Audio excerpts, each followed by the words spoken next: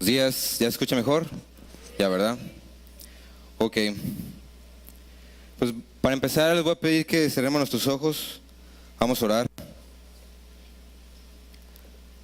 Señor, en esta mañana, en esta tarde, Señor, te queremos dar muchas gracias, Señor, por lo bueno que eres, porque tu fidelidad es para siempre, Señor.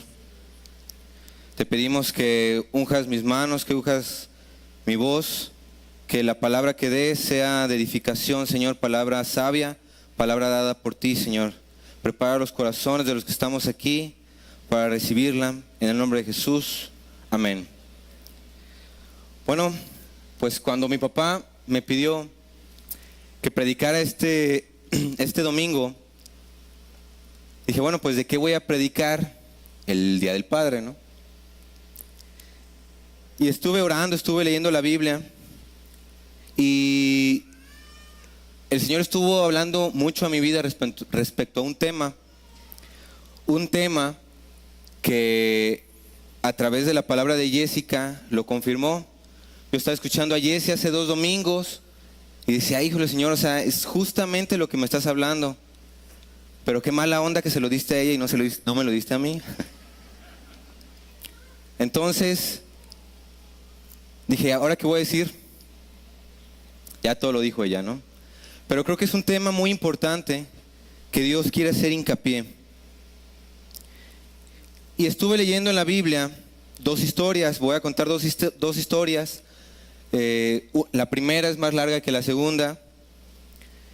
Y la primera historia se encuentra en el segundo libro de Samuel, del capítulo 13 hasta el 18. No sé quién de ustedes ha escuchado la historia de Absalón y de David. Espero que todos. Siempre me encanta porque hay mucha gente que dice, ¿cuántos han leído la Biblia? Toda la Biblia completa. ¿Cuántos han leído segunda de Samuel? Ya, segunda. Entonces, como que no hay mucha concordancia, pero bueno. Cuando estuve leyendo la vida de Absalón y de David, se los voy a contar brevemente. David era el rey de Israel, era quien había sustituido al rey Saúl. Y tenía su primogénito que se llamaba Amnón, era el primogénito de David. Y tenía un segundo hijo varón, que era el tercero de sus hijos, que se llamaba Absalón. Era hijo de otra madre, medio hermano de Amnón. Y Absalón tenía una hermana que se llamaba Tamar. Y nos cuentan si ustedes leen 2 de Samuel 13, ven lo que sucedió, cómo empieza toda esa historia. Amnón estaba enamorado de Tamar. Dice la Biblia que él estaba enamorado completamente de ella, ¿no? Era hermosa y él la deseaba, ¿no? Y dice que idearon un plan, él, Amnón, con un amigo que se llamaba Josadab, y planearon un plan. Dijeron, bueno, pues mira, Absalón, te haces el enfermo, y cuando el rey, tu padre, te vaya a ver, pues le dices que quieres que tu hermana sea la que te atienda. Dice, me parece bien. Entonces Amnón se hace el enfermo y llega el rey David, su padre, y le dice a Amnón, a su padre, ¿sabes qué? Quiero que Tamar sea la que me atienda, sea la que me alimente. Dice, ok. Va David con Tamar y le dice, ve y alimenta a tu hermano y cuídalo mientras está enfermo.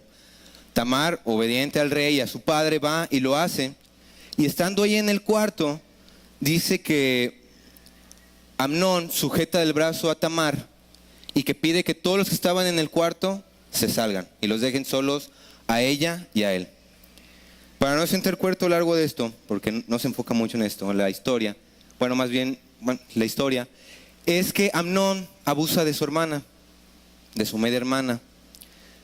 Y luego, después de cometer este acto, dice que la amaba tanto, y después de cometer este acto, dice que la repudia, o sea, la odia y la corre de su habitación. Tamar se rasga las vestiduras, se pone ceniza y se va corriendo a contárselo a su hermano Absalón. Y aparte de Absalón, ¿quién crees que se entera de lo sucedido? David, el rey David. ¿Y quién creen que hace el rey David? Nada. En 2 Samuel 13:12 nos dice que se entera David y que él siente mucho enojo. Y estaba leyendo otra versión, Dios habla hoy, y decía que se enojó mucho David, pero que no hizo nada porque era su primogénito. Él amaba a Amnón y no hizo nada. Dice que durante 2 años, Absalón no le dirigió palabra alguna a su medio hermano Amnón. Nada. Durante 2 años yo creo que Absalón esperaba que su padre hiciera algo para castigar a Amnón por lo que había hecho. 2 años, ¿y qué pasó? Nada. Después de 2 años, dice que Absalón hace una fiesta para todos los del reino, invita a su padre, al rey David, y el padre se niega, dice, no, o sea, no hay necesidad, te va a salir muy costoso, pero haz la fiesta, ¿no? Y Absalón pide que su hermano Amnón vaya. Y dice la Biblia que es tanta su insistencia que dice, bueno, que vaya Amnón, ¿no? Qué raro se me hace, no le dirigías la palabra y ahora quieres que vaya a tu fiesta, pues adelante, ¿no? En la fiesta, Amnón se emborracha, toma, y Absalón da una orden a sus guardias de que le quiten la vida a Amnón. Dicen que sus guardias, confiando en Absalón, matan a Amnón. Todos los de la fiesta corren, huyen, incluidos Absalón, huye a una tierra que se llama Jesur. Y dice que estuvo ahí 3 años. Ya habían pasado, ¿cuánto? 2 años desde que Amnón había abusado de su hermana y 3 años que estuvo en la tierra de Jesur.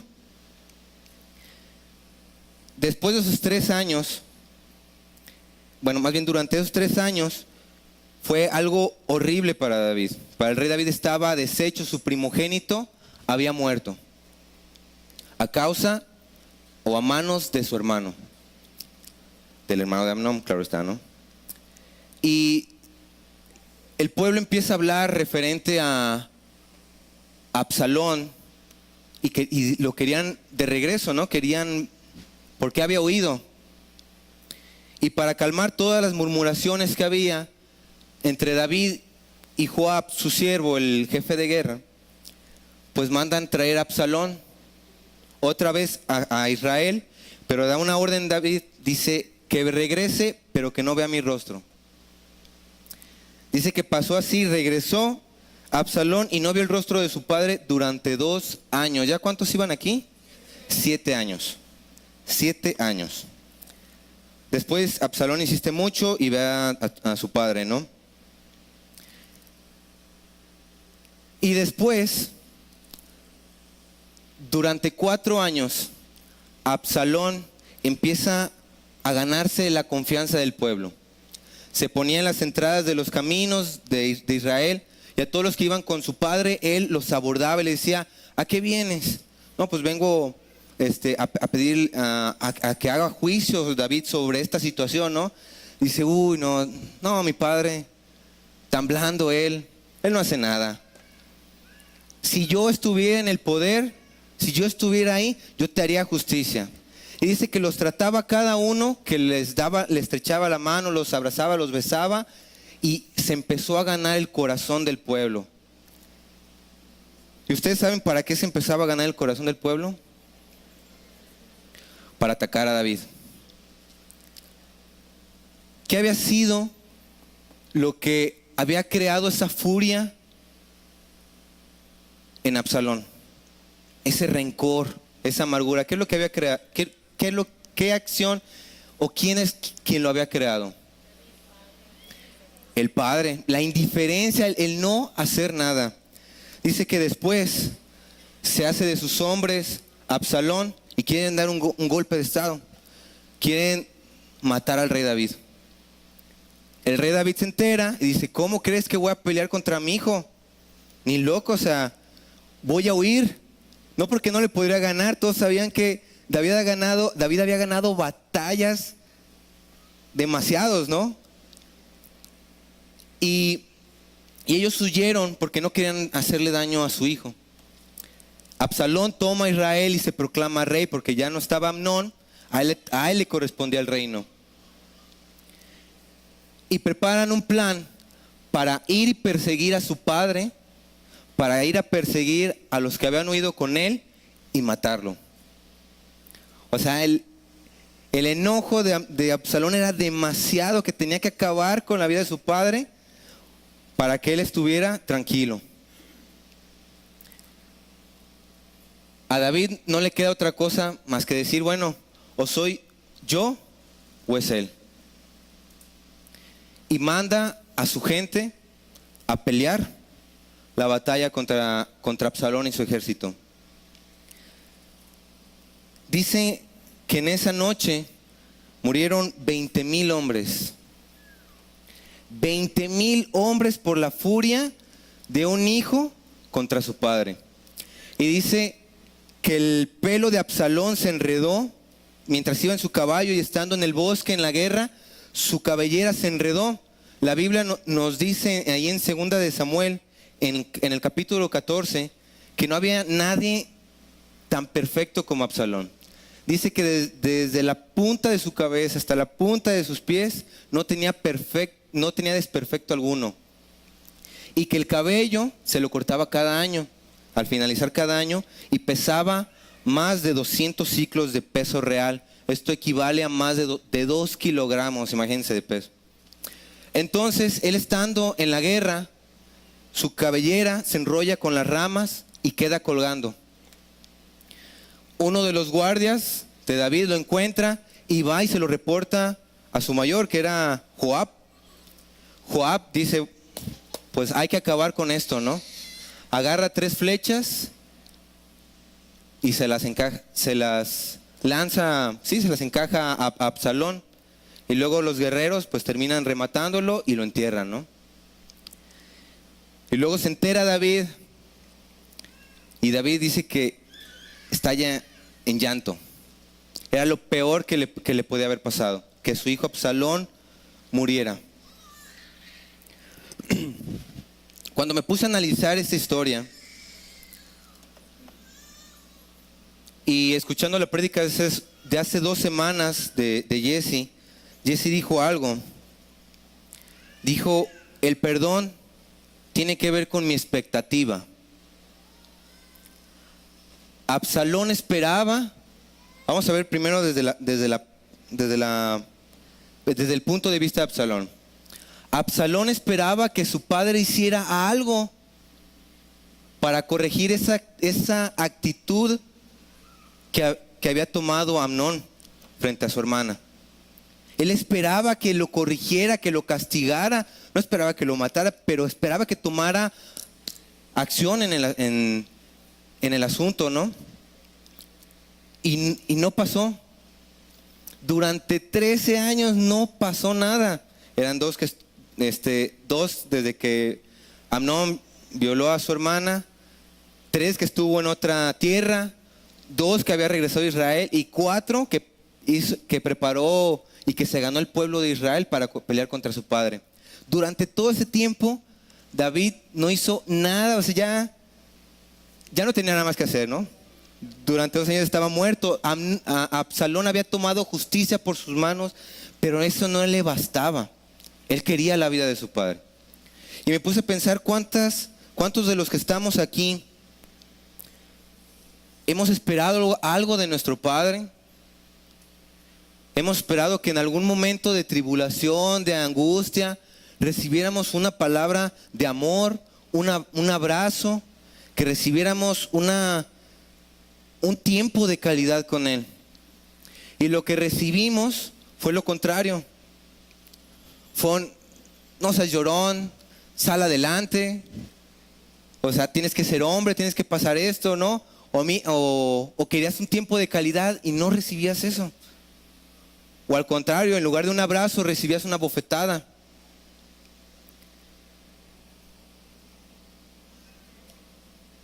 Todo eso causa en nosotros amargura. El esperar algo que no recibo de un padre, de una madre, causa en mí amargura si yo no logro perdonar eso. Y hace unas semanas vi un documental y alguien decía, ¿no? Yo por mi padre fui abusado, me golpeó, me insultaba, era su saco de boxear, ¿no? Y ahora que crezco, yo me pregunto, ¿quién le hizo tanto daño a mi padre para que repitiera ese patrón? Nosotros aprendemos, o sea, nuestras actitudes gritan más que no dejan escuchar nuestras palabras. Tu actitud, hermano, grita más, habla más de lo que tú puedes decir con tu boca. Y nosotros aprendemos y somos educados conforme a lo que vemos.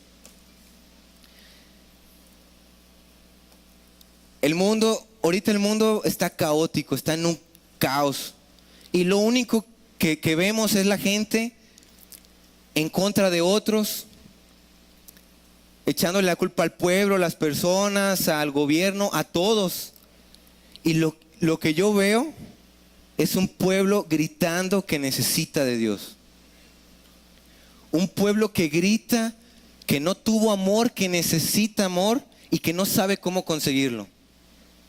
Y hacen todo, experimentan, hacen todo para encontrar ese amor que no recibieron, que ese amor que les hace falta. Y vamos creciendo con amargura y decía Jesse, esparcimos amargura. Yo lo transmito a mis hijos y los hijos se los van a transmitir a los hijos de sus hijos y así sucesivamente. Todo esto genera un caos de lo cual estamos viviendo. Y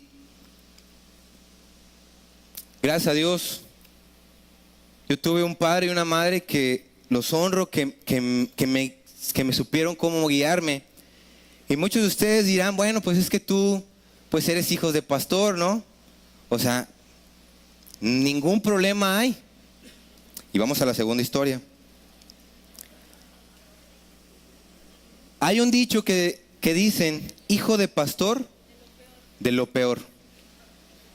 Es en serio, ¿eh? Hijo de pastor, de lo peor. Y aquí es donde entra la segunda historia. La historia cuenta de un hombre que se llamaba Elí. Tenía 2 hijos, Ofni y Fines. Elí era el sumo sacerdote del tabernáculo. Se encargaba de todo. O sea, era la máxima autoridad para la iglesia en ese tiempo.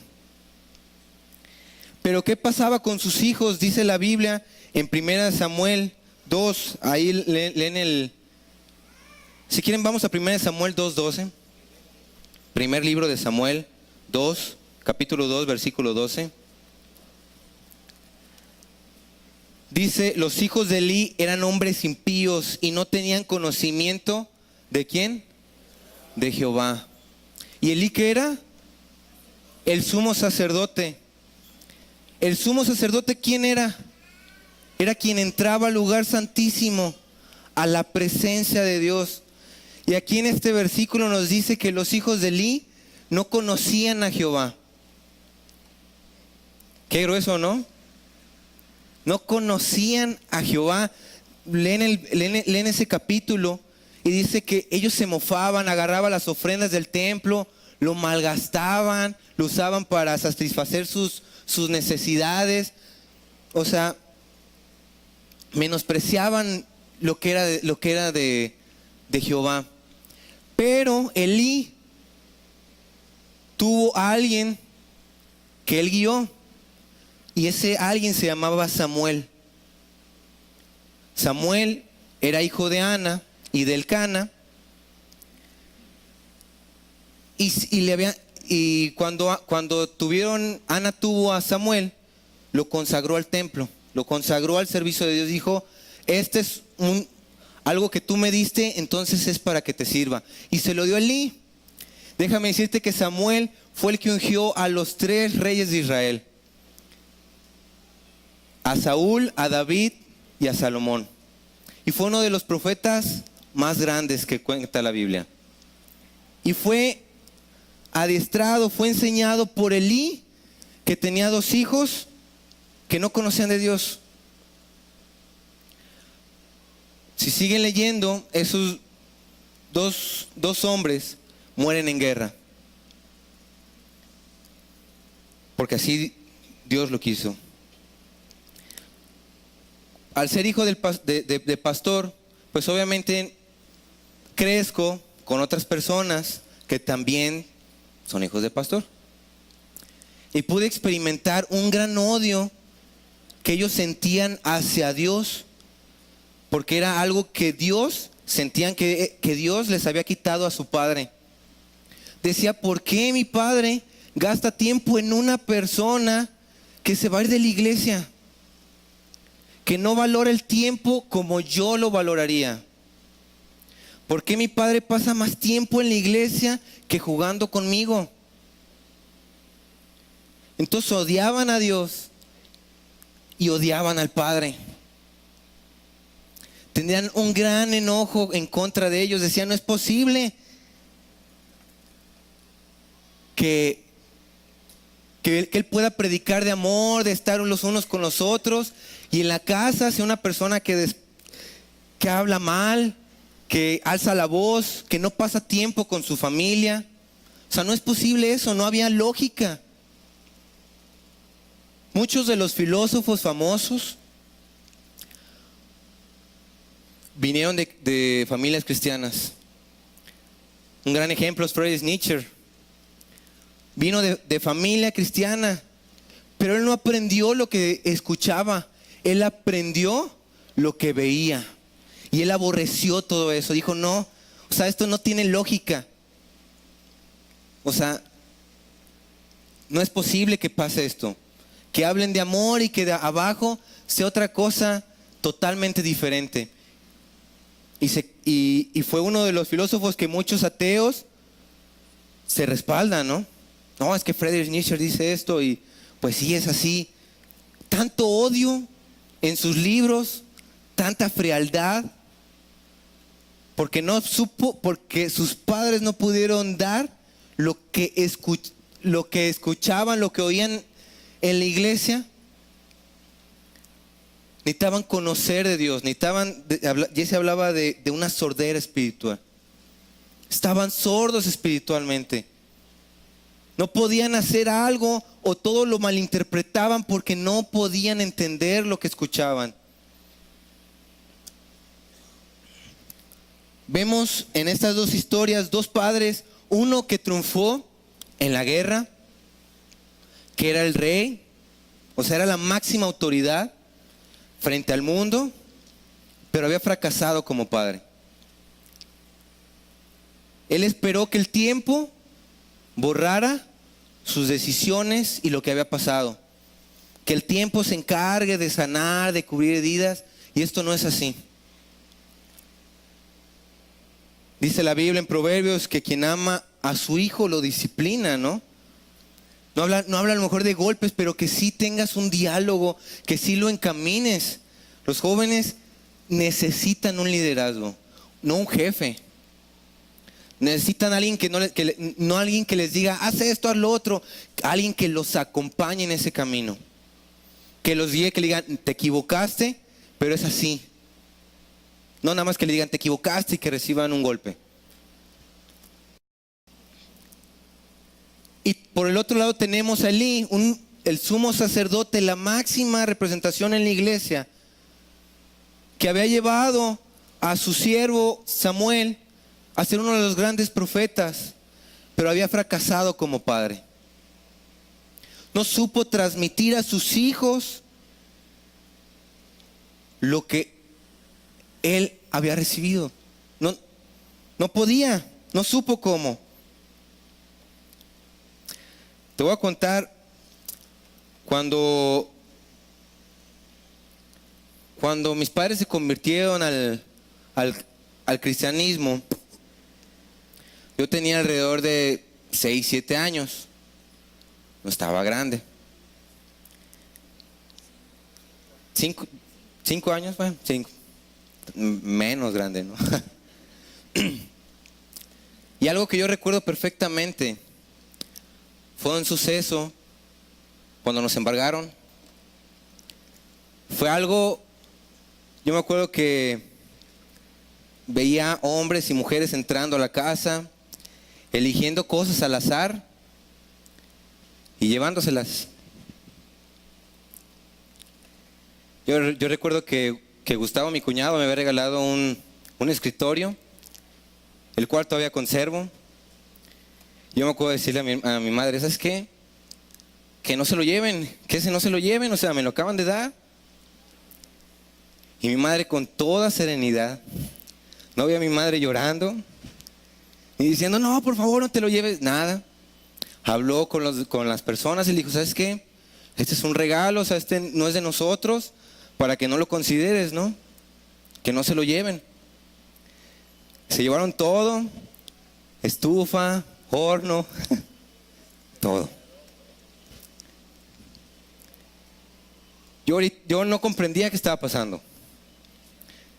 Pero hoy que lo analizo, puedo saber que es un dolor horrible, ¿no? Pero cómo se llevan aquello que luchaste por él, y ver a tu hijo y saber que no puede hacer nada. Y yo vi a mis padres con un temple, tranquilos, y eso me calmó. Yo no conocía la situación. Para mí simplemente pues estaban llevando algo, ¿no? que para mí no tenía tanto valor. Después me acuerdo que amigos de mis padres les ayudaban, íbamos por bloques de hielo en una camioneta para ponerlos en una hielera y ahí poner la comida que íbamos a ingerir durante la semana. Para mí era toda una aventura.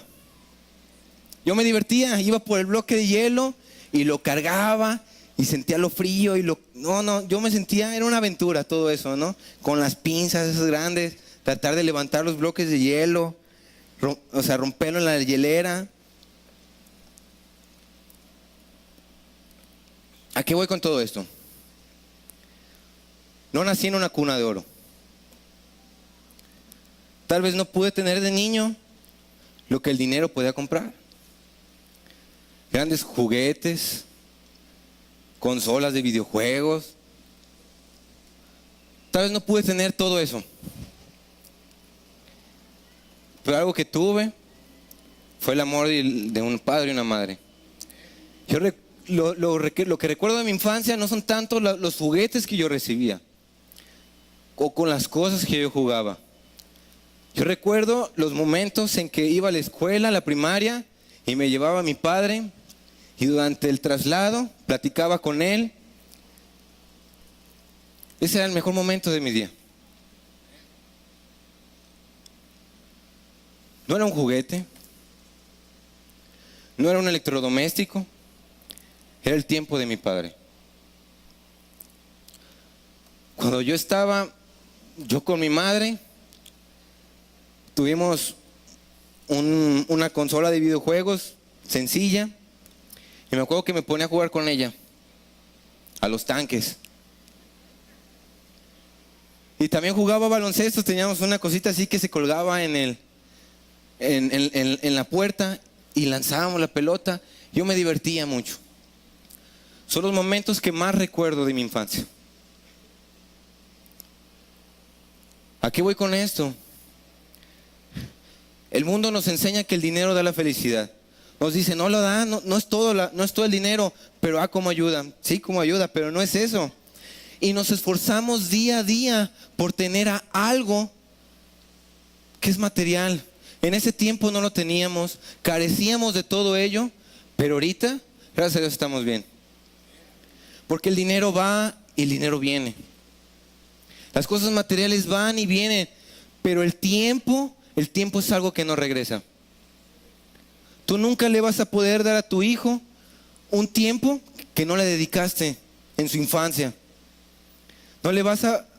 Un consejo de un padre, de una madre, cuenta más que cualquier juguete. Y nosotros nos desgarramos por conseguir algo que es vano. Y yo me pregunto, entonces, ¿en qué estamos construyendo a nuestros hijos? Yo todavía no soy padre y espero serlo, no ahorita, en un futuro lejano. Y yo le pido a Dios que me dé sabiduría para saber guiar y dejar hombres y mujeres en esta tierra, porque yo veo la generación que hay ahorita y me da miedo saber qué está pasando si los hijos de Dios no nos destapamos los oídos, escuchamos lo que Dios quiere y externamos ese amor al mundo. Mi papá fue un hombre que creció con un padre alcohólico, fumador, que lo golpeaba. ¿Qué era lo que le predestinaba a mi papá a hacer? Lo mismo. Y mi papá iba caminando a eso. Tomaba, fumaba, no nos golpeaba, gracias a Dios, pero iba caminando a repetir el mismo patrón. Hasta que conoció de un Dios que cortó todo lo que el mundo decía, tú tienes que ser así, tú tienes que repetir este patrón. Dijo no, dijo Dios, tú eres hijo mío y yo te voy a dar aquello que no tuviste. Y él pudo dar algo que no recibió de su padre, algo que no recibió de su madre, amor, algo que solamente pudo recibir de Dios. Pero para eso nosotros tenemos que perdonar. Nosotros tenemos que quitar todo esa amargura en nuestro corazón, perdonar a nuestros padres, porque a lo mejor así fueron instruidos. Fueron instruidos en ser secos, en ser fríos, en que un hombre no se doblega ante nada. Fueron enseñados así y es lo que dan.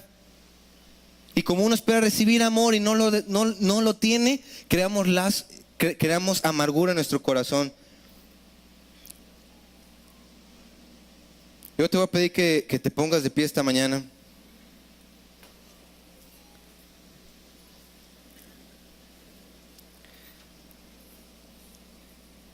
Pedí que los adolescentes no se fueran. No. Algunos sí, pero... Pero es algo importante que no podemos dejar a un lado, ¿no?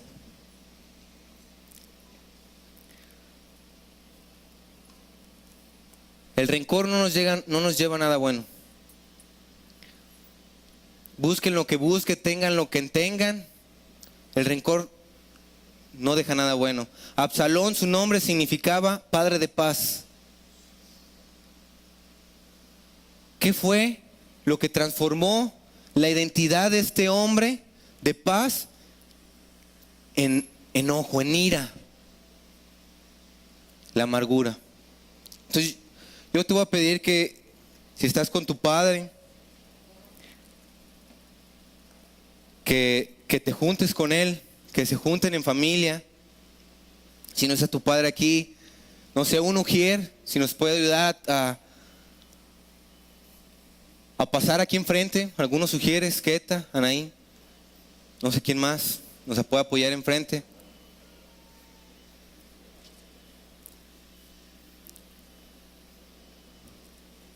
Si tú tienes algo hoy contra tu padre, hay veces es algo que me pesa decirlo, pero en mi familia, por parte de la familia materna de mi padre, mi abuelita ya no está. Y aún así siguen echándole la culpa de muchas cosas que tienen. Es que yo soy así porque mi madre fue así. Es que ya no están en este mundo, pero le seguimos echando la culpa para poder respaldarnos en aquellas cosas que nos pasa. Cuando Dios se encontró con Adán y Eva y que ellos sabían que estaban desnudos, les pregunta, ¿qué pasó? Y Adán lo primero que dice es, la mujer que tú me diste, me dio a comer. O sea, no fue mi culpa, fue la culpa de la mujer y tuya porque tú me la diste. O sea, de aquí no nos vamos limpios nadie. Y la mujer dijo, no, pues la serpiente me engañó, o sea, no es mi culpa.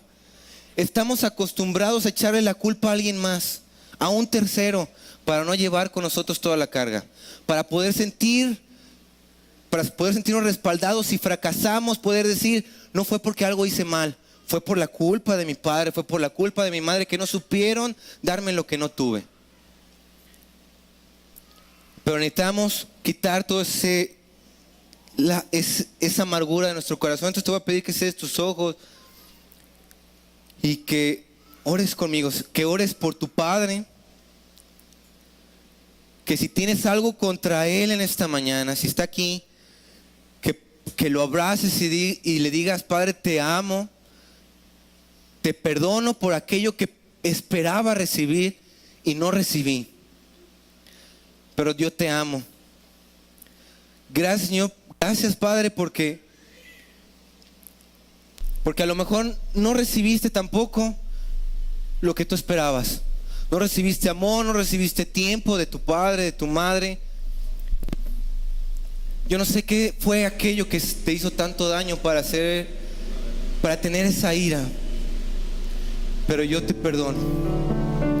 Que tú lo abraces, que tú ores por él, que para que Dios le dé sabiduría, para que Dios le dé ese amor que todo mundo necesita. Y tú, Padre, ores por tus hijos, por tu familia, que los bendigas y que les pidas a Dios dirección para dar aquello que no tuviste a lo mejor, para dar amor y para ser un padre sabio. El tiempo no va a regresar, pero podemos hacer algo en este momento para mejorar aquellas cosas que no hicimos. Si en esta mañana no está tu padre aquí, hay un ujier aquí enfrente que puede representar a tu padre, a tu madre, y si quieres venir a abrazarlo y decirle, te perdono.